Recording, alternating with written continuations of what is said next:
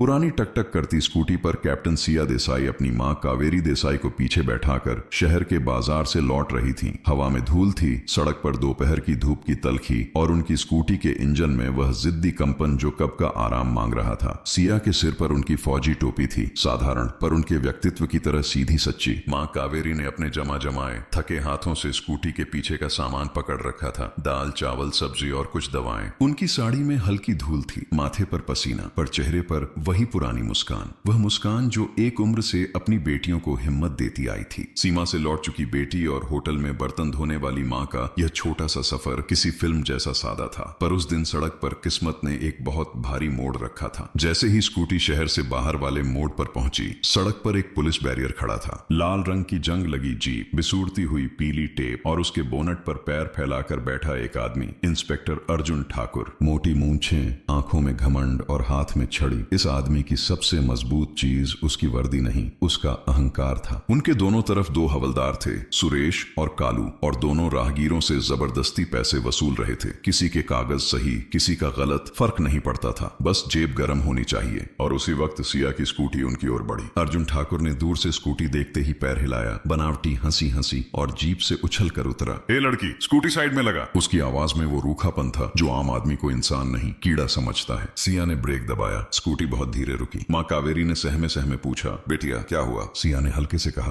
कुछ नहीं माँ, ये रूटीन चेक होगा। पर वो जानती थी ये चेक नहीं, वसूली है। अर्जुन ठाकुर स्कूटी के सीनेटर की तरह आगे आया। उसकी आंखें बिल्कुल बिना झिझक माँ बेटी के चेहरे पर ऐसे दौड़ी जैसे कोई सामान तौला जा रहा हो। कहाँ जा रही हो? इतनी जल्दी किसकी है? उसने छड़ी से स्कूटी पर टक टक की। सिया ने शांत स्वर में कहा, साहब हम घर जा रहे हैं, बाजार से सामान लिया है, कागज चाहिए तो दिखाती हूँ। अर्जुन ने हंसकर कहा, बहुत बहादुर लग रही है। और ये बुढ़िया कौन है, साथ में लेके घूम रही है? हवलदार सुरेश ने भद्दा मजाक किया। कालू और जोर से हंसा। कावेरी का चेहरा अपमान से सुर्ख हो गया। सिया की आंखों में आग भर गई। उसने दांत पींचे, लेकिन बोलकर सिर्फ इतना कहा, जुबान संभाल कर बात कीजिए, ये मेरी माँ है। अर्जुन का चेहरा लाल हो गया, जैसे किसी ने उसके अहंकार को चाकू मारा हो। मुझे सिखाएगी तू? उसने गरज कर कहा। कागज निकाल। सिया ने डिग्गी खोली, फाइल निकाली और अर्जुन की ओर बढ़ाई। अर्जुन ने फाइल पकड़ी ही नहीं, बल्कि हवा में उछाल दी। कागज सड़क पर गिर गए। माँ कावेरी का दिल दहल गया। सिया का धैर्य टूटने की कगार पर था। और फिर चटाक! गूंजदार निर्मम भयंकर थप्पड़ सीधे सिया के चेहरे पर। पूरी सड़क थम गई, हवा जमने लगी। कावेरी चीख पड़ी, अरे क्यों मारा मेरी बच्ची को? तुमको भगवान का भय नहीं? अर्जुन ने गुस्से में माँ को धक्का दे दिया। कावेरी गिरते गिरते बची। सिया की आंखों में दलदल जैसा गुस्सा भर गया। वह हाथ उठाने ही वाली थी, पर रुक गई। वर्दी की कसम थी, अपनी माँ की हालत सामने थी। अर्जुन ने आदेश दिया, दोनों को गाड़ी में ठूंसो, अपमान की अकड़ निकाल दूंगा। सिपाहियों ने माँ बेटी को जीप में धक्का देकर बंद कर दिया। लोग खड़े थे, तमाशा देख रहे थे, पर कोई आगे नहीं आया। किसी ने मोबाइल निकाला, लेकिन हाथ कांप रहे थे। एक युवा लड़का एकदम पीछे खड़ा, दुबला पतला, चुपचाप पूरी घटना रिकॉर्ड कर रहा था। उसे नहीं पता था कि उसका ये एक वीडियो पूरे सिस्टम का पेट चीर देगा। थाने की कोठरी में माँ बेटी को फेंक दिया गया। लोहे की सलाखें, बजती जंजीरें, गंदे पानी की बदबू और अंधेरा जो इंसाफ का मजाक उड़ा रहा था। कावेरी को अस्थमा था। कोठरी की घुटन उन्हें मार रही थी। बिटिया मुझे सांस नहीं। उनकी आवाज कांप गई। सिया ने दरवाजे पर मुट्ठियां मारी। कोई है? डॉक्टर बुलाओ, मेरी माँ की हालत खराब है। बाहर से आवाज आई, चुप बैठ, अपराधियों के लिए कोई डॉक्टर नहीं आता, मर जाए तो एक गिनती कम। सिया के भीतर कुछ टूट गया। उसके गले में अटका फौजी अभिमान आज अपने ही देश की वर्दी के सामने घुट रहा था। रात लंबी थी, दर्द से भारी। सिया अपनी माँ का सिर गोद में लिए बैठी रही। माँ की सांसें कभी तेज कभी धीमी, मानो हर सांस कह रही हो कि वह हार रही है। और उधर थाने के बाहर उस वायरल वीडियो से शहर में आग जल उठी थी। अगली सुबह जज नेहा राजपुरोहित अपने कोर्ट चैम्बर में थीं। वह सख्त थीं, उनकी बातों में मिठास कम, न्याय की धार ज्यादा। उन्होंने सुबह से अपने परिवार को फोन किया था। न माँ का फोन लग रहा था, न सिया का। जब तक वह चिंतित थीं, उसी क्षण उनका पीए घबराया हुआ भागता आया। मैम, एक वीडियो वायरल हुआ है, आपको देखना चाहिए। नेहा ने वीडियो प्ले किया। जैसे जैसे वीडियो आगे बढ़ता गया, उन्हें लगा जैसे उनके अंदर कोई ज्वालामुखी फट गया है। उनकी माँ, उनकी बहन सड़क पर एक भ्रष्ट इंस्पेक्टर के हाथों अपमानित। नेहा के हाथ कांपे, पर आवाज लोहे की हो गई। तुरंत बताओ, ये किस थाने में हुआ? माँ और सिया अभी कहाँ हैं? पीए थरथराया। मैम, दोनों को थाने में बंद किया गया है। नेहा ने एक गहरी सांस ली। उनकी आंखों में आंसू थे, पर उनके अंदर का जज जाग चुका था। अभी गाड़ी निकालो। उनकी आवाज आदेश नहीं, तूफान थी। थाने का लोहे का दरवाजा चरमराया। अंदर नीली वर्दियों की खटर पटर, कागजों का ढेर और हवा में एक ऐसा सन्नाटा जैसे आंधी आने से पहले आता है। सिपाही भाग रहे थे। किसी को खबर मिली थी, जज साहिबा आ रही हैं। वो भी अकेली नहीं, टीवी वाले भी पहुंच रहे हैं। इंस्पेक्टर अर्जुन ठाकुर अपने कमरे में बैठा था, चाय का कप हाथ में, पर हाथ कांप रहे थे। उसी समय दरवाजा खुला। अंदर चली जज नेहा राजपुरोहित। अर्जुन ठाकुर ने खड़े होते हुए फुट फुट कर कहा, मैम मुझे नहीं पता था कि वो आपकी। नेहा ने इतनी ठंडी और कटती हुई निगाह डाली कि अर्जुन की आवाज वहीं दम तोड़ गई। तुम्हें यह जानने की जरूरत नहीं थी, नेहा बोली, क्योंकि तुमने इंसानियत भी नहीं पहचानी। उनकी आवाज धीमी थी पर थाने की हर दीवार गूंज रही थी। कहाँ रखा है उन्हें? नेहा ने पूछा। मैं अभी। अर्जुन लड़खड़ाया। नेहा गर्जी, अभी लेकर चलो। थाने के गलियारों में चलते हुए हर पुलिस वाला सिर झुकाकर खड़ा था। किसी में हिम्मत नहीं कि आंख उठा सके। कोठरी के सामने पहुंची नेहा। सिपाही ने कांपते हाथों से चाबी घुमाई। दरवाजा खुला। अंदर का नजारा जैसे किसी का दिल चीर दे। कावेरी देसाई जमीन पर पड़ी थी, आंखें बंद, सांस टूटती हुई। सिया माँ का सिर गोद में रखे पूरी रात जगी हुई, सूजी हुई आंखें, पर चेहरे पर लोहे की दृढ़ता। नेहा का दिल फट गया। वह एक पल के लिए बहन थी, फिर अगले पल एक कड़क जज। सिया, उनकी आवाज टूटी हुई थी। सिया उठकर बोली, दीदी,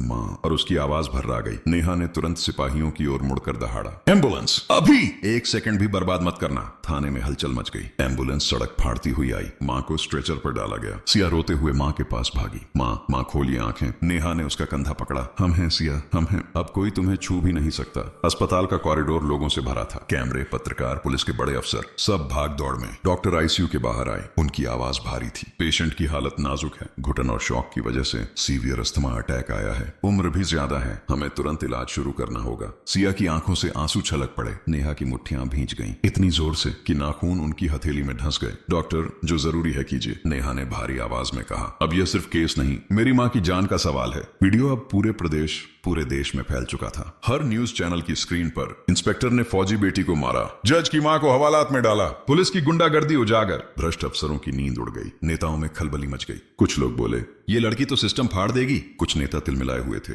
कई पुलिस अधिकारी चुपचाप एक दूसरे को फोन कर रहे थे। अब क्या होगा? हम बचेंगे भी या नहीं? इसी में गुस्से और डर का मिश्रण बन रहा था। और फिर आ गया वो फोन जिससे थाने का दिल कंप गया। इंस्पेक्टर अर्जुन को तुरंत सस्पेंड करो। हवलदारों पर एफआईआर दर्ज करो। जज मैडम अदालत में केस स्वयं देखेंगी। थाना ठंडा पड़ गया। अर्जुन की दुनिया घूम गई। उधर शहर के कॉलेज में एक लड़का अपना फोन लेकर मुस्कुरा रहा था। आरव सिंघल, मंत्री का बेटा। अकड़ भरी चाल। हॉस्टल में उसका रुतबा राजा जैसा था। वह वही लड़का था जो सिया की छोटी बहन को कॉलेज में परेशान करता था। अब कहानी की मुख्य कड़ी इससे जुड़ेगी। आरव अपने यारों से बोला, देखा, सिस्टम हिल गया। अब मैं अपनी शिकायतें कौन मिटाएगा? अर्जुन अंकल गए काम से। उसकी हंसी में एक अहंकार था जो खुद का वजन नहीं समझता, और उसे नहीं पता था यह हंसी कुछ ही दिनों में उसके गले में फंदा बनकर लिपटने वाली है। अस्पताल के बाहर भीड़ खड़ी थी। कुछ लोग मोमबत्तियां लेकर आए थे, कुछ लोग नारे लगा रहे थे, कुछ सिर्फ सिया और कावेरी को देख खुद को दोषी मान रहे थे। जज नेहा धीरे धीरे लोगों के बीच आई। कैमरे आगे बढ़े। रिपोर्टर, मैम, क्या यह सच है कि पुलिस ने आपकी माँ को मारा? क्या आप सिस्टम के खिलाफ खड़ी होंगी? नेहा ने उनके सवाल काटते हुए कहा,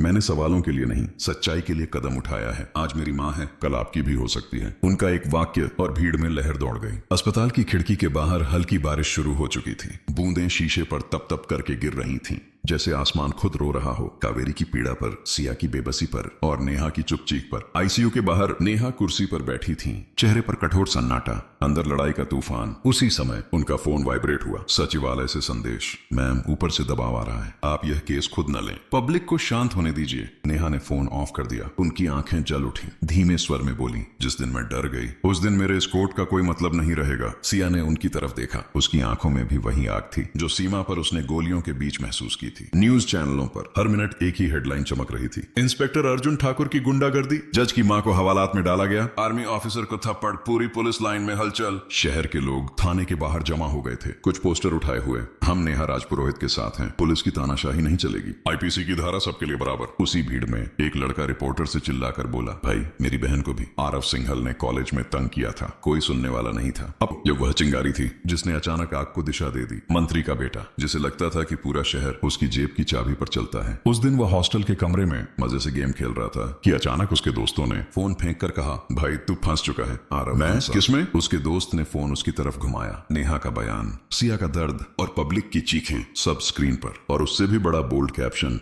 आरव सिंघल, कॉलेज में उत्पीड़न की शिकायतें। आरव का चेहरा उड़ गया। ये कैसे? मेरा नाम क्यों आ रहा है? उसके दोस्त ने धीरे से कहा, क्योंकि सब तेरी हरकतें जानते हैं। अब कोई तेरे डर से चुप नहीं है। आरव भड़क उठा। उसने फोन दीवार पर दे मारा। मेरे पापा संभाल लेंगे, मुझे कुछ नहीं होगा। पर उसके अपने साथी भी अब दूरी बनाने लगे थे। थाने के पिछले कमरे में अर्जुन ठाकुर अकेला बैठा था। उसने हथेलियों में सिर छिपा लिया था। वर्दी का पसीना एकाएक सिरहन बन गया था। उसके सामने 2 कागज थे, 1 सस्पेंशन लेटर, 2 एफआईआर कॉपी, मारपीट, दुरुपयोग, अवैध हिरासत, अर्जुन की सांसें भारी हो गईं। उसे समझ आ गया था यह खेल उससे बड़ा है। सिस्टम में जिसकी पकड़ मजबूत होती है वही बचता है। वह सिर्फ एक मोहरा था जिसे अब फेंका जा रहा था। रात भर वह सो न सका। बार बार उस थप्पड़ की गूंज उसके दिमाग में बजती रही और हर गूंज उसे उसके अंत की याद दिलाती रही। सुबह 7 था। जज नेहा अदालत पहुंची। आंखों में नींद नहीं, पर कदमों में इतना तेज कि पूरा कोर्टरूम थरथरा जाए। उन्होंने हाथ में फाइलें ली और कोर्ट में पहली लाइन बोली, ये केस मैं खुद सुनूंगी, क्योंकि यह सिर्फ एक परिवार नहीं पूरे सिस्टम का मामला है। कोर्ट रूम खचाखच भरा था। वकील फुसफुसा रहे थे। जनता शांत बैठी थी। नेहा ने पहला वार किया। थाने का सीसीटीवी रिकॉर्ड ला, उस रात की हर मिनट की फुटेज, सिपाहियों की ड्यूटी रजिस्टर, और दोनों हवलदारों को आज ही पेश करो। अफसरों के चेहरों पर पसीना।